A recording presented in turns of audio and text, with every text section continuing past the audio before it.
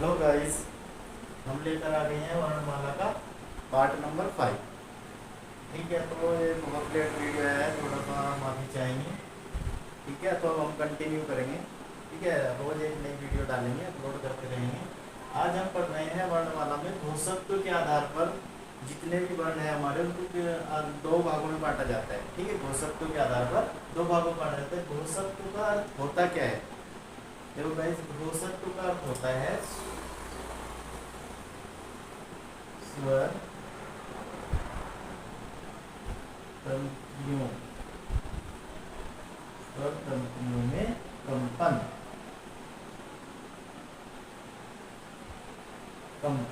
ठीक है, हमारी जो स्वर तंत्रियां होती हैं जिससे हमारी साउंड यानी कि वॉइस बाहर आती है, उनमें कंपन होता है।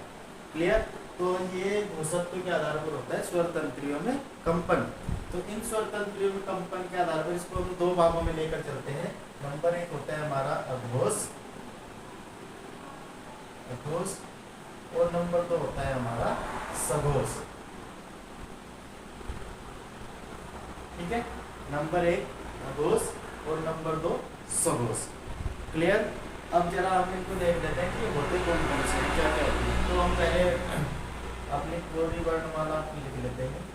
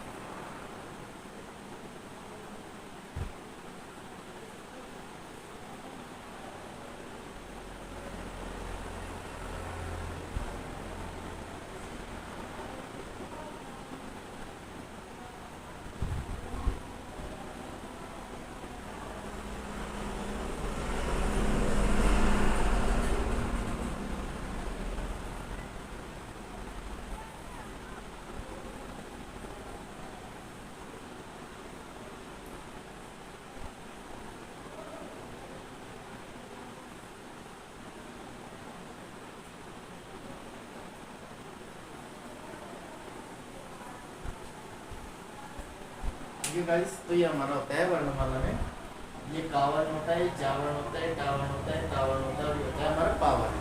क्लियर? ये तो हमें इसमें से देखने की कौन कौन से, और जो चार हमारे बच जाते हैं उनको भी हम यहाँ पर नोट डाउन कर लेते हैं। हमारे होते हैं अंतस्थ व्यंजन, अंतस्थ व्यंजन, और एक होता है हमारा अंतस्थ होते हैं उष्ण या संघर्षी, उष्ण या फिर संघर्षी। ठीक है, ये हमारे होते हैं, ये होते हैं हमारे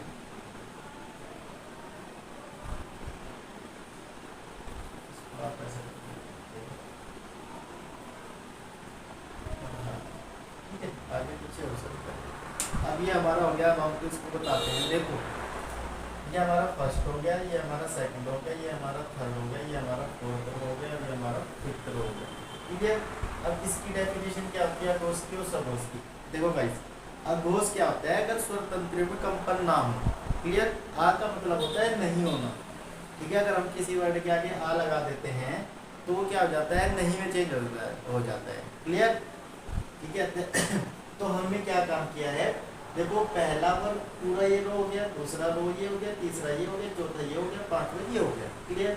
अब अघोष क्या होता है? स्वर तंत्रियों में कंपन नहीं होता है। क्लियर? स्वर तंत्रियों में कंपन नहीं होगा तो कौन से वर्ण हैं जिनके स्वर तंत्रियों में कंपन नहीं होता है? तो मैं यहाँ पर नोट भी कर देता हूँ। स्वर तंत्रियों में कंपन नहीं होता है। ठीक है, और ये होता है सघोष होता है जिन स्वर तंत्रियों में कंपन हो। स्वर तंत्रियों में कंपन होता है। ठीक है, तो दोनों में थोड़ा थोड़ा डिफरेंट है। स्वर तंत्रियों में कंपन नहीं होता है, अघोष कहलाते हैं, और स्वर तंत्रियों में कंपन होता है तो फिर वो सघोष वर्ण कहलाते हैं। तो हमें क्या करना है कि जो ये पहला और दूसरा हमारा, पहला और दूसरा प्रत्येक वर्ग का, ये का वर्ग होता है हमारा, ये चा वर्ग होता है हमारा, और ये टा वर्ग होता है हमारा, ये हमारा ता वर्ग होता है, और ये पा वर्ग होता है। तो ये जो वर्ग होते हैं वर्गों में डिवाइड है। तो ये क्या हो गया, का वर्ग हो गया हमारा, क्लियर। ये हमारा चा वर्ग हो गया, टा वर्ग, ता वर्ग और पा वर्ग। तो प्रत्येक वर्ग का पहला और दूसरा वर्ण जो होते हैं हमारे क्या होते हैं, अघोष होते हैं, क्लियर, अघोष होते हैं। पहला और दूसरा प्रत्येक वर्ग का का खा हो गया, जैसे चा छा हो गया, टा खा हो गया, ता खा हो गया, पा और पा हो गया। तो ये हमारे क्या होते हैं सारे की, ये दोनों हमारे अघोष होते हैं। और जो हमारे ये बचते हैं, ठीक है ना, ये जो हमारे बचते हैं प्रत्येक वर्ग का तीसरा, चौथा और पांचवा वर्ग, ये हमारे होते हैं सघोष, सघोष वर्ग, ठीक है, व्यंजन भी कह सकते हैं। अब तो आप ये देखना कि अगर इनको बोलते हैं तो स्वर तंत्रियों में कोई कंपन नहीं होता है, जैसे का खा, गा धा, ओ सॉरी, चा छा, टा ठा, ता था, कुछ नहीं होता है। लेकिन इनको बोलने पर स्वर तंत्रियों में हमारी कंपन होता है, ग घ अ ज जा, ये ऐसे बोलते रहेंगे तो स्वर तंत्रियों में कंपन होता है, क्लियर। तो प्रत्येक वर्ग का पहला और दूसरा वर्ण तो हमारे क्या होते हैं, अघोष होते हैं। और प्रत्येक वर्ग का तीसरा, चौथा और पांचवा, लास्ट के तीनों प्रत्येक वर्ग के, वो हमारे सघोष कहलाते हैं, क्लियर। अब बात करते हैं हम इन दोनों की, इनमें अघोष और सघोष कौन से होते हैं। देखो अंतस्थ जितने भी हैं हमारे, ये तो होंगे ही होंगे, अंतस्थ हमारे सभी क्या होते हैं, सघोष होते हैं, क्लियर। सघोष या रा ला वा, और इनके साथ साथ ये हमारा जो हा होता है, ये भी हमारा क्या होता है, सघोष होता है, क्लियर। ये भी हमारा क्या होता है, सघोष होता है। अब हमारे बचते हैं तीन उसमें संघर्षी शा वाले, उसमें संघर्षी यानी कि मैं लिख देता हूँ शा, षटकोण वाला सा और ये वाला सा, ये हमारे तीनों क्या होते हैं, अघोष। ये हमारे तीनों क्या आते हैं, अघोष। तो औसत के आधार पर हमने पूरा पढ़ाने की कोशिश की है, इससे पेपर में इससे बाहर नहीं आएगा कोई भी क्वेश्चन। अगर अघोष और सघोष पूछेगा तो इसी में से ही पूछता है, ठीक है।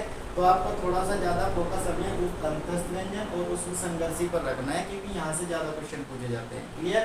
शा सा इनमें पूछता है कि कौन से होते हैं, तो ये हमारे अघोष है, ठीक है। या रा ला वा और हा, ये तीनों हमारे क्या हो जाते हैं, पांचों सघोष।